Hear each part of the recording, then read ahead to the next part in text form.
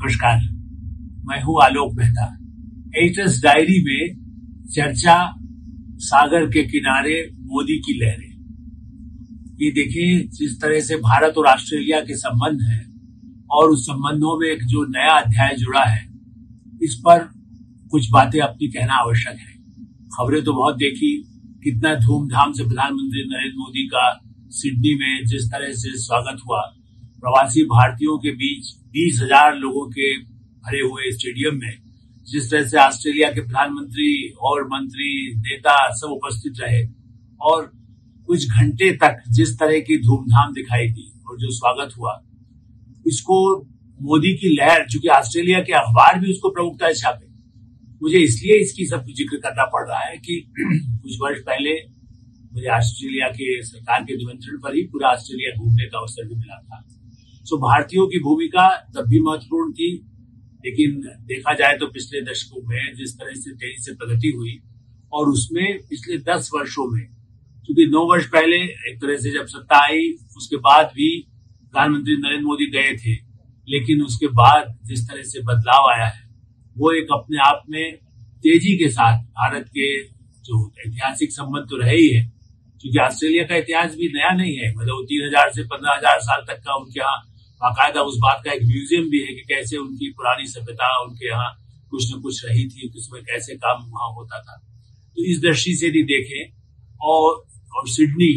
जहाँ का opera house बहुत ही मशहूर है, वहां मुझे भी देखने का अवसर मिला और वहां का जो समुद्री तट है, वहां का जो ब्रिज है, वो अपने आप में उसे देख करके ही अब लगता है कि हाँ, पर्यटकों के लिए कितना केंद्र रहा है। लेकिन भारतीयों की भूमिका को जितना महत्व वहां दिया गया, लगभग 8-10 लाख लोग अब वहां पहुंच चुके हैं। प्रवासी भारतीय कुछ पहले से वहां जो बस गए वो तो वही के नागरिक भी हो गए, लेकिन जो बाद में भी जाते रहे हैं शैक्षणिक क्षेत्र में, खास करके क्योंकि मुझे वहां के सभी विश्वविद्यालयों में भी जाने का अवसर मिला है। जो कई प्रमुख जो विश्वविद्यालय हैं, वहां के जो पत्रकारिता से जुड़े हुए जो नेता हैं, जिसको कह सकते हैं आप, उन लोगों से मिलने का, अखबारों के या प्रोफेसर्स, जिसको कह सकते हैं कि हम लोग ये मानते हैं कि जो दुनिया में अंतर्राष्ट्रीय मामलों के विशेषज्ञ हैं, वो सब ये मानते हैं कि प्रधानमंत्री नरेंद्र मोदी की इस यात्रा ने एक तरह से नई लहर पैदा की है संबंधों में। जो एक राजनयिक होता है वो तो अपनी जगह संबंध है, जिसमें हम अंतर्राष्ट्रीय राजनीति में भारत की भूमिका G20 में या संयुक्त राष्ट्र में है, लेकिन उससे बढ़कर के जो समाज को जोड़ने वाला ऑस्ट्रेलिया भारतीय समाज, जो एक तरह से वहां के नागरिक और भारतीय मूल के लोग हैं, उनके जरिए भारत के साथ सामाजिक, आर्थिक, सांस्कृतिक, शैक्षणिक,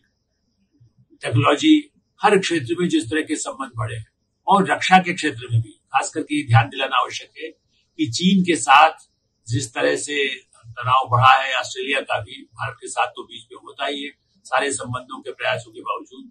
इस दृष्टि से प्रधानमंत्री नरेंद्र मोदी की यात्रा, जो ऑस्ट्रेलिया की यात्रा में संयुक्त वक्तव्य भी जारी हुआ और प्रवासी भारतीयों के अलावा जिस तरह से उन्होंने वहां के औद्योगिक समूह के जो प्रमुख प्रेसिडेंट्स हैं उनके साथ मुलाकात की, उसका एक दूरगामी परिणाम यह है कि भारत में और क्षेत्रों में पूंजी निवेश हो सकेगा। ये सब जानते हैं कि चाहे कोयले के भंडार का मामला हो, तब भी भारत के लिए एक्सपोर्ट करता है। इसी तरह से चाहे सोना हो, कॉपर हो, टेक्नोलॉजी के क्षेत्र हो, उनमें मतलब कैसे हम आगे एक दूसरे का सहयोग कर सकते हैं। एक्सपोर्ट बढ़ाने में खास करके चीन के बाद अब निर्यात की दृष्टि से तो नए समझौते हुए हैं, उसमें भी इस बात को ध्यान में रखा गया है कि कैसे हम लोग, चाहे वो जिसको कह सकते हैं प्रदूषण रहित ऐसी ऊर्जा के क्षेत्र में सहयोग हो सकता है, क्या ऐसा सहयोग हो कि इस तरह से सहयोग के जरिए हम एक दूसरे को मदद कर सकते हैं। क्योंकि ठीक है, चीन का खतरा हो या अंतर्राष्ट्रीय तनाव हो, उसमें हम लोग डिफेंस के क्षेत्र में कैसा सहयोग कर ही रहे हैं, लेकिन उससे भी बड़ी बात यह है कि आर्थिक दृष्टि से जो भारत में पूंजी निवेश की संभावनाएं हैं, 1500 करोड़ डॉलर से अधिक का जो पूरा पूंजी निवेश की बात कही गई है, उसका भी एक कैसे लाभ होगा। प्रवासी भारतीय वहां के कई क्षेत्रों में जो काम कर रहे हैं, चाहे वो मेडिकल के क्षेत्र में काम कर रहे हो, इंजीनियरिंग में कर रहे हो, टेक्नोलॉजी में कर रहे हो, हमारे कई ऐसे परिचित हैं जो वहां पर जाकर के बस रहने लगे हैं, वहां के बड़ा योगदान दे रहे हैं और वहां की आर्थिक, उसकी तरह से कहना चाहिए प्रगति में भी ब्रिटेन और अमेरिका में जिस तरह से भारतीयों की भूमिका है, वैसी ही और कुछ मामलों में उससे बढ़कर के भी भूमिका ऑस्ट्रेलिया में दिखाई देने लगी। तो प्रधानमंत्री नरेंद्र मोदी ने वहां जाकर ये भी याद दिलाया कि भाई पहले अब आपको इंतजार नहीं करना पड़ेगा, 28 साल इंतजार करना होता था भारतीय प्रधानमंत्री का, अब ये 9 साल के बाद ही वो खुद जैसा उन्होंने वायदा किया था वो पहुंचे। और जैसे छात्रों वीसा की समस्याएं कई बार बीच में जो आती है रही, बीच में कुछ वर्षों के दौरान, अभी हाल में 2-3 वर्षों में संख्या बढ़ती गई है, उसके बाद उनमें वहां रोजगार भी उन्हीं लोगों को वहां काम करने की सुविधा मिले, उसके संबंध में प्रधानमंत्री की जो बातचीत हुई ऑस्ट्रेलिया के प्रधानमंत्री से, सरकार के लोगों से, उसका भी लाभ कैसे मिलेगा।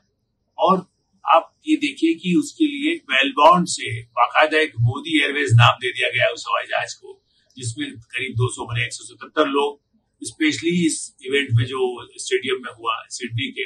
भव्य आयोजन, उसके अंदर उसके लिए आए। उसमें 91 वर्षीय एक महिला बुजुर्ग, बड़ी वो डॉक्टर रही, उनका परिवार भी रहा भारतीय मूल की, उन्होंने वहां पर, वो खुद भी वहां पहुंची, तो बुजुर्ग युवा जो उत्साह देखने को मिला वो इस बात का प्रमाण है कि भारतीय वहां के संदर्भ में कितने महत्वपूर्ण हो गए हैं। और प्रधानमंत्री की यात्रा से उनमें एक नई ऊर्जा, संबंधों का नया आयाम मिला है। और जैसा हमने कहा कि प्रशांत क्षेत्र में, एशिया पैसिफिक में अमेरिकी राष्ट्रपति ने भी माना कि भारत की भूमिका बहुत अहम है।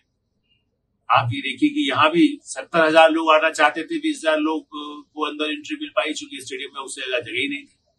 इसी तरह से अमेरिका में उनके लिए जो भोज का आयोजन होना है, तो उसके लिए लाइन लग गई है, लोग उसके लिए, अब उनके पास टिकट ही खत्म हो गए, वहां तो टिकट दे करके लोग आमंत्रित किया जाता है, राष्ट्रपति चाहे भोज दे रहे हैं उसके बावजूद। तो लोकप्रियता प्रधानमंत्री नरेंद्र मोदी की बढ़ना, भारत की अपने आंतरिक राजनीति, विरोध, चुनाव और जीत हार जो चलती रहती है, लेकिन मेरा ऐसा मानना है कि प्रधानमंत्री नरेंद्र मोदी की इस यात्रा से हमारे जो ऑस्ट्रेलिया के साथ जो संबंध है उनको एक नई दिशा मिली है। और इसका लाभ, जैसे सागर की लहरें उठती हैं और आगे बढ़ते जाते हैं, वो सागर की लहरें चूंकि जिस तरह से वहां पर हमारा एक भूमिका बन गई है, वो आने वाले वर्षों में एक ऐतिहासिक बनेगी। और आने वाले वर्षों में जिस तरह से आर्थिक संबंध हुए हैं, उससे दोनों देशों को लाभ होगा। धन्यवाद।